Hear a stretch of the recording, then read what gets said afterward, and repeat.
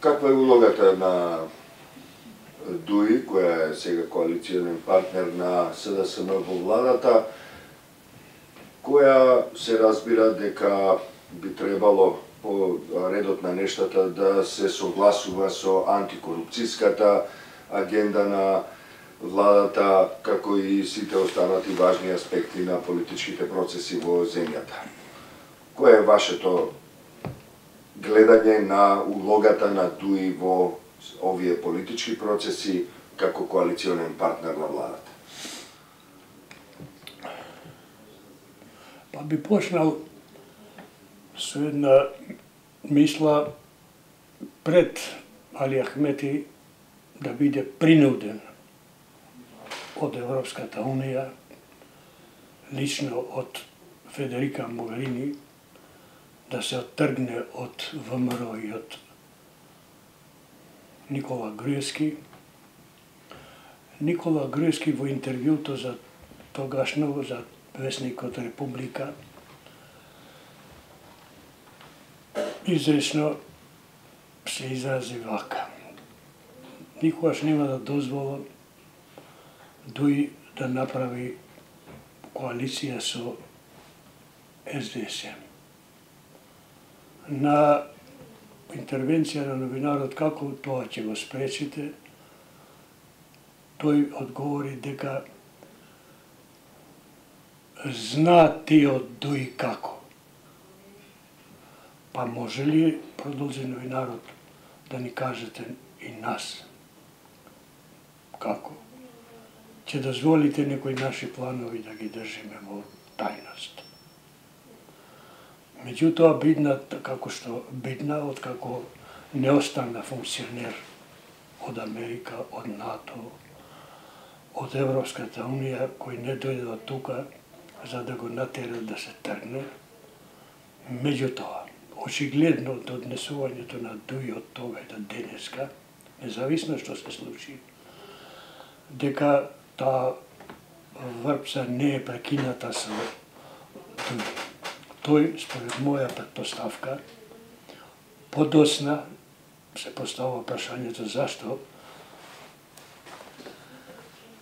Груевски не употреби таа алатка на која мислеше тога. Тоа е договорено да и во новата поставеност и констелација на политичката конфигурација во Македонија, Али Ахмети треба да прави се што може да му помогне на Никола Груевски. Тој всушност, помагајќи го Груевски, он всушност се штити самиот себе. Jer доколку дојде до таков распад, Груевски тие адути што ги има, ќе ги употреби, а тоа би довело во Македонија до не се знае какви последици и за Ахмети, и за ВМРО и Груевски, а и за земјата во целина. Значи, ова ситуација е така. На кој начин му помага Али Ахмети на Груевски? Еден или два примери да ни даде. Али Ахмети, прво, јас ќе сведочам дека уште во преговорите за спогодбата од Пржино работеше во полза, под притисок на Никола Груевски. Лично сум имал прилика ова сведочење да го слушам од Питер Ван Хоутен.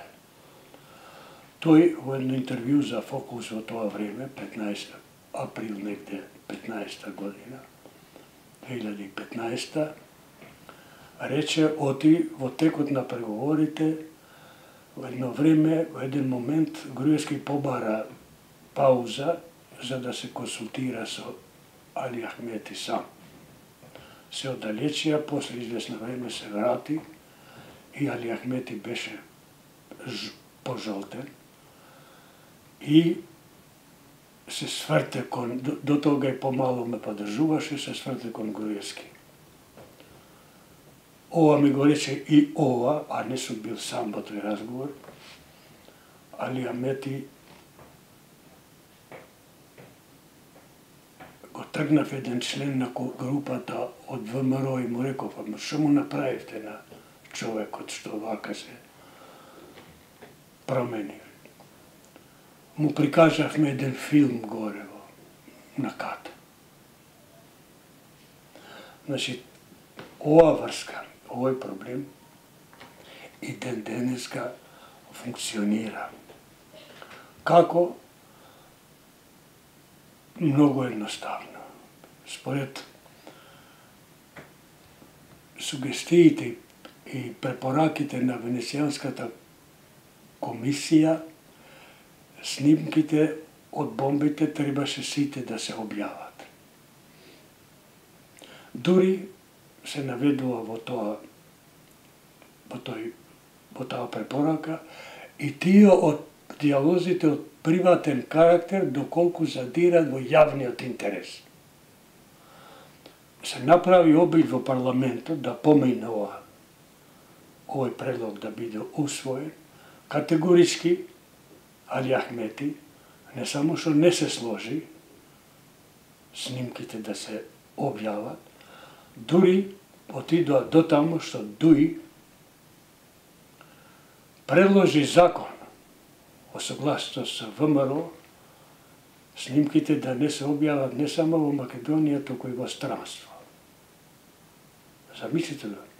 Што значи дека тоа што има во снимките, доколку се објават, за Дуи посебно, затоа што за ВМРО, Грото, тие доста и се објави, и веќе има последици, Али Ахмети по секоја цена сака таму воопшто да не се задира, иако тој истиот Али Ахмети пред Заев да објави било каква снимка за Дуи, рече, тоа што има за Дуи све нека се објави, кој нешто направил нека одговара.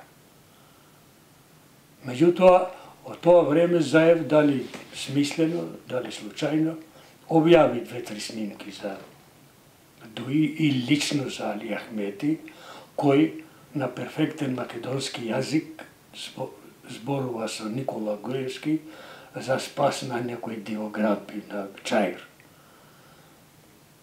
А истиот тој човек веќе 17 години не сака, го применува Охридскиот договор само за него, има можност и пари да плати преведувач и во секој јавен настап он да зборува на албански со превод. Значи, он го примени Охридскиот договор, меѓутоа само за себе. Можеме ли ние сите други албанци он да ни обезбеди јавно да настапиме и да имаме секој од нас по еден преведувач?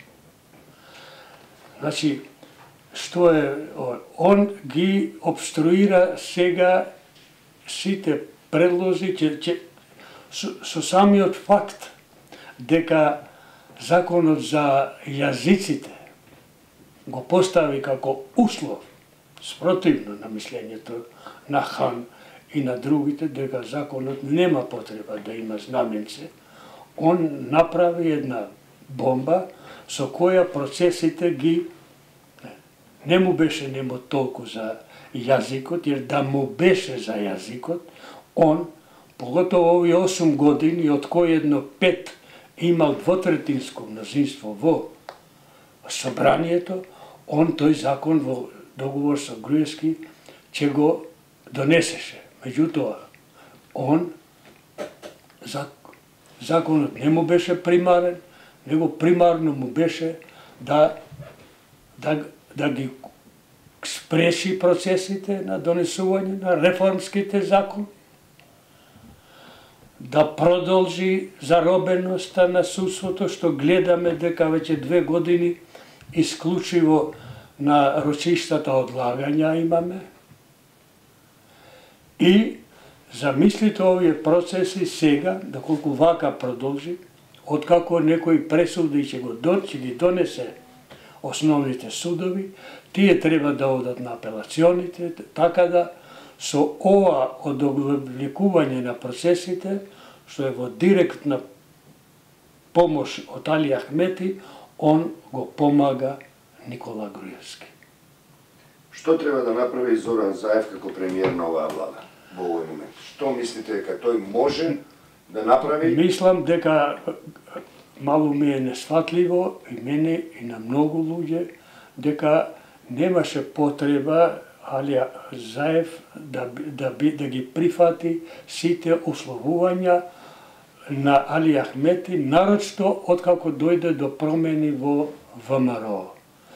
И откако престана можноста во секој момент Али Ахмети да оди и да прави коалиција со ВМРО.